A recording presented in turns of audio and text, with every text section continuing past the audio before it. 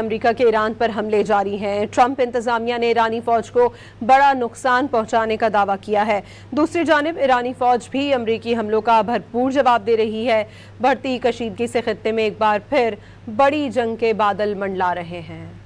امریکی فوج نے ایران کے خلاف مسلسل 7ویں رات فضائی حملے مکمل کرنے کا اعلان کر دیا۔ امریکی سینٹرل کمانڈ کے مطابق کارروائیوں کے دوران نگرانی کے مراکز، فوجی لاجسٹک انفراسٹرکچر، زیر زمین اسلحہ گوداموں اور بحری تنصیبات کو نشانہ بنایا گیا۔ ایرانی میڈیا کے مطابق آج صبح بندر عباس، رودان شاہراہ اور صوبہ ہرمزگان کے شہر جاسک کے قریب فضائی حملہ کیا۔ جاسک پر ہونے والے میزائل حملوں میں بجلی کی تنصیبات اور سمندری پانی کو قابل استعمال بنانے والے ڈی سیلینیشن پمپ نشانہ بنے، جبکہ صوبہ لورستان کے شہر خرم آباد میں دھماکوں کی آوازیں سنی گئیں۔ جنوبی ایران کے لارک جزیرے پر واقع بحری جہاز رانی کے کنٹرول ٹاور پر بھی میزائل حملہ کیا گیا، جبکہ ایران کے ساحلی شہر چابہار میں موجود بحری کنٹرول ٹاور کو بھی نشانہ بنایا گیا۔ ایرانی حکام کے مطابق امریکی فضائی حملوں میں مزید 3 افراد شہید جبکہ 8 افراد زخمی ہو گئے۔